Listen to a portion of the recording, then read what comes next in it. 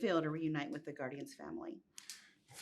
It's to be able to reunite with the Guardians. It feels amazing. This is the third and final installment of a trilogy that's been life changing to all of us. So we're really just trying to savor it and take it in. It's felt great.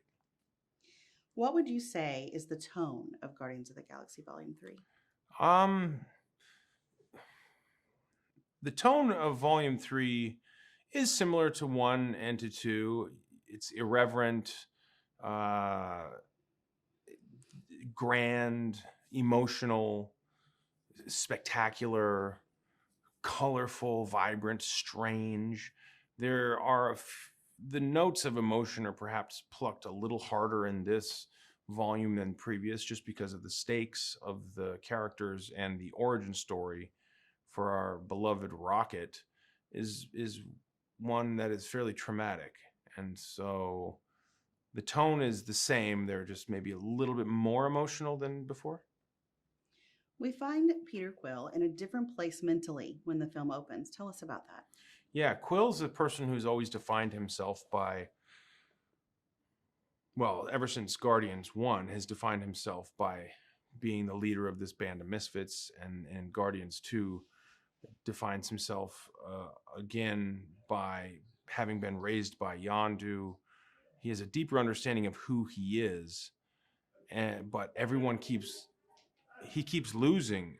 Everyone keeps dying on him. So his identity is a guy who keeps losing everyone who's close to him. And now Gamora is essentially dead. The version of her that's back is not the same version as the one that he fell in love with. They don't have the same shared communal experiences. So it's emotional. It's painful, and he's struggling. There's a lot of emotion for your character in this one. As an actor, what did you like most about expanding your range in this part and why? Well, I think as a person who's in the business of creating a performance or art, you're always desperate to test yourself and to expand your abilities. And I had the opportunity to do that on this in regards to the emotions surrounding Gamora and Rocket. Tell us about the music and the needle drop moments. Yeah, we have a lot of really great Guardians of the Galaxy have been now. People come to know the Guardians of the Galaxy by the music, and in this, it's no different. The only difference is that we expand various other decades, 80s, 90s, and the year 2000s as well, in the music. So yeah, we've got really extraordinary needle drop moments. Creep at the opening is really sets the tone for what this installment is, and is stripped down version of the Radiohead song that a lot of people haven't heard, which is pretty cool. It's a limited release, and so people will be hearing this version, which is really just Tom York and a guitar, I think, and it's beautiful. What can fans look forward to in terms of action on this film? The action has really been elevated on this film, I think, due to not only the advent of smaller, high-speed cameras that don't require as much light as before. We've been able to, or James has been able to construct these action sequences and stitch together what appear to be long one-shots, but while simultaneously going in and out of various shutter speeds. So it goes slow motion into really fast motion into ultra slow motion, like 1500 frame a second. Before, if you ever to do something that high speed, you would need a phantom camera and you would need a ton of light.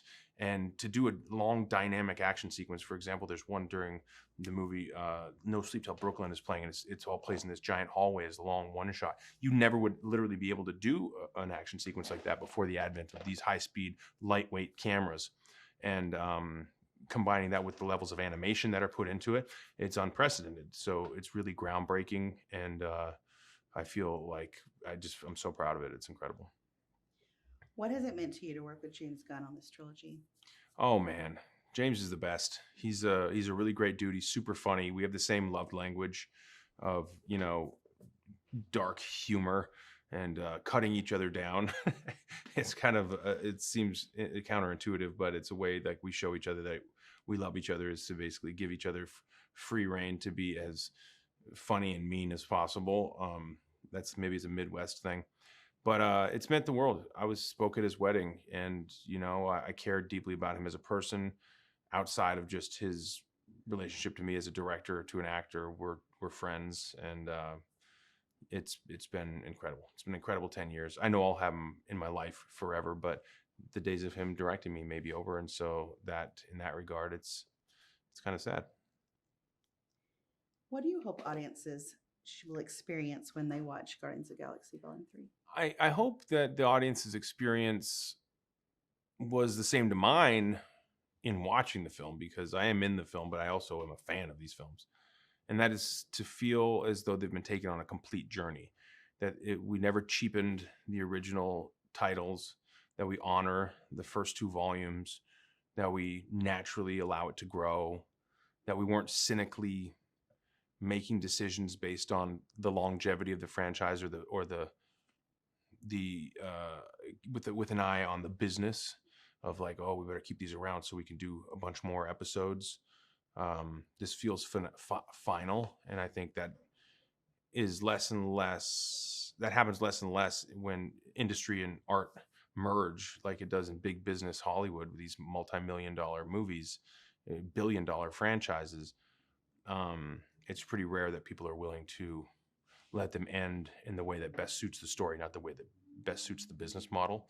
And because of that, you get to see really fresh, compelling, inventive storytelling, and I hope audiences appreciate that.